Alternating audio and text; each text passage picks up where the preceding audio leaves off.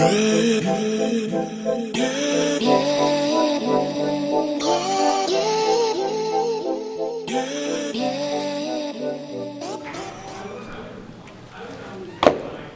Cooper Hull, and I'm a junior at Cleveland. My name is Miracle Jarvis, and I'm a junior here. Ann Durker. Elise Anderson, I'm a sophomore. Willie Cozy, grade 11, junior. Jason Bensley. My name is Shanta, and I am in the 11th grade. I'm Camille Adana. No, I'm just kidding. I'm Camille Adana. Yes.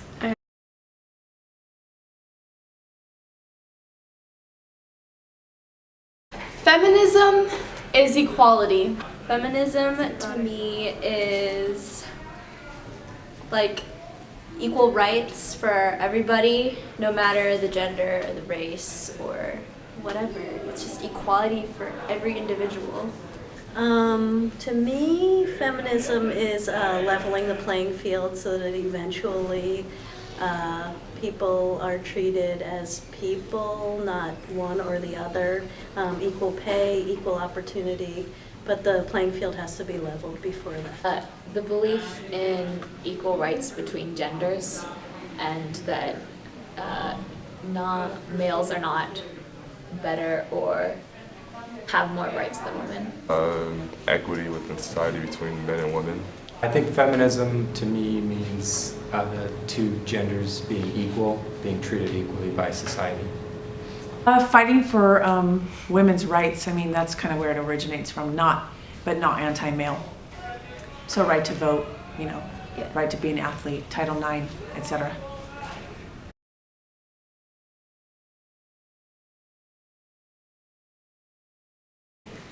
I believe that media portrays women as thin, flat-chested, small butts, nice collarbones.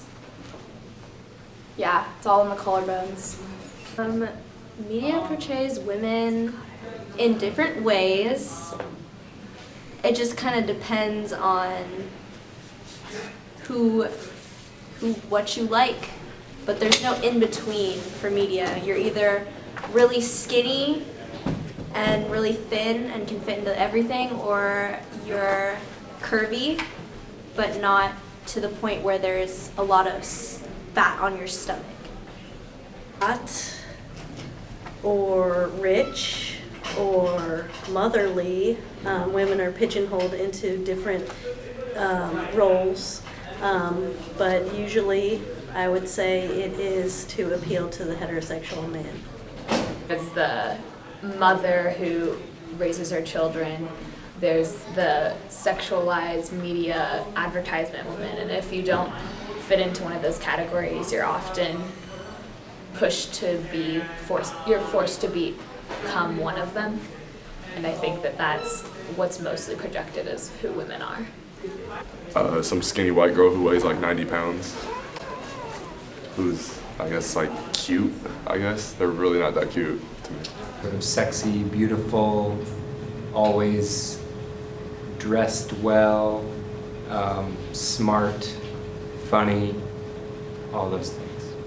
Small waist with like big hips and a nice butt and like nice brows and everything, but like most of them are like, you shouldn't be talking, you should only like say like funny stuff that guys agree with, and yeah, it's kind of sad. White, slender, Taylor Swifty, I think. Feminine, not athletic.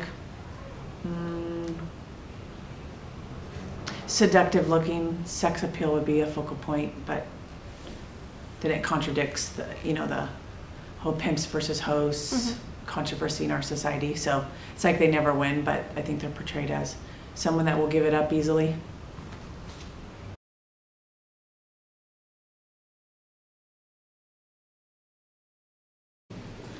I don't think there should be an ideal in women. I believe that all people are beautiful in their own ways. There is no ideal woman, so I don't really portray the ideal woman as anything. Because there isn't one. There shouldn't be one. Well, ideally, I think that it would be great if people are happy, an ideal woman, but that doesn't mean that if you have depression, you're not ideal. But I think that maybe it's a universal that people want to be happy. So that would be, if I had to choose something ideal, it would be a happy woman.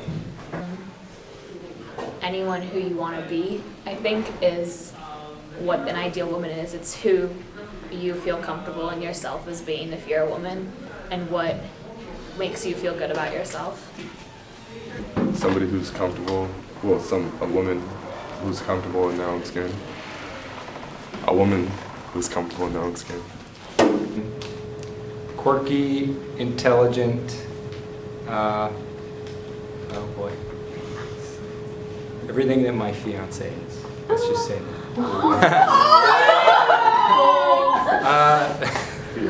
Putting our reaction into. Just, smart, funny. I actually like her sense of humor the best, so that's kind of what I look for. So. Inspirational to other people, not just women, but everyone else, and who is motivated to do whatever they want to do. And honestly, doesn't care. Like, they own their flaws and they work them. Strong, confident, athletic, typically with femininity. And I don't really care actually if it's feminine attached to it, but I just think a strong, goal-oriented woman, probably someone like me, would be ideal. Not that I'm ideal, but I just think I'm pretty badass. Like, don't put up with anyone's crap and have a voice and have goals and have a degree and making an impact, and I think that's a pretty ideal woman. And if you don't have those qualifications, it doesn't make you bad, but I would like women to strive to be totally confident in their skin, and no matter what they look like, muscular, little bit of body fat on them, who cares? Like, I think, I hate saying this, but I don't think there should be an ideal, really, but I do like confidence and strong women that fight for their rights. And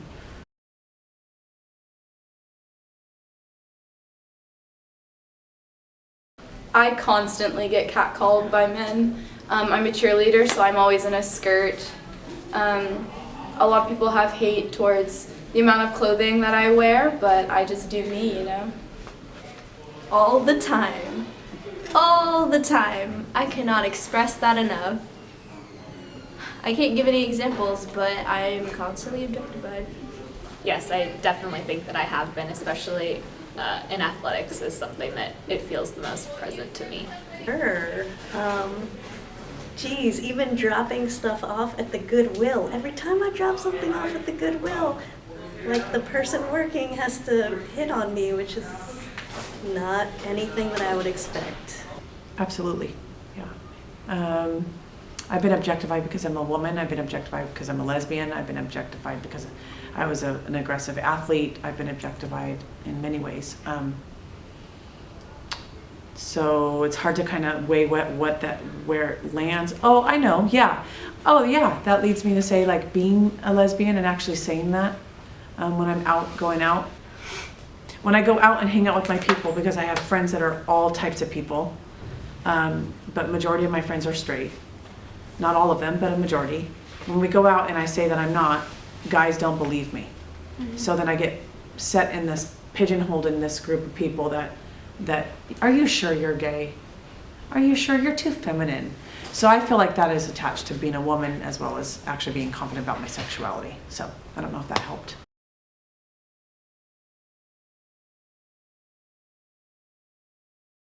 I don't think that a man should ever say that it's a woman's fault for rape. I don't think anybody should say that it's the victim's fault for rape because of what they're wearing or the way that they act.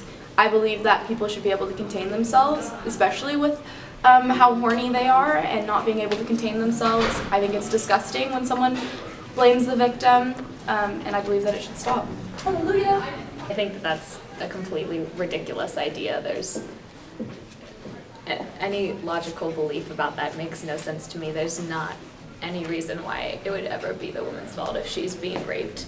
It's nothing. It's not in her control for that, and that's the fact that that's something that people believe really surprises me, and I think is completely untrue. That's bullshit. It's the guy's fault. They're just assholes who probably can't get any poon by themselves. No, I think it should be whoever does the raping. I think it's the rapist's fault. Yeah. Right. Thank you. Best one ever. Actually, maybe it's me just being a liberal, but I don't think it is the woman's fault, but I also don't think it's the man's fault sometimes. It really depends on the situation. Usually it's not the woman's fault. I think it's a bunch of crap. That's a really tough topic and subject area, I think, because the circumstance of rape or sex without consent is so behind closed doors that you don't know what the circumstance is about. So what I'm going to say is I think it's kind of circumstantial, but I don't like the blame game at all whatsoever.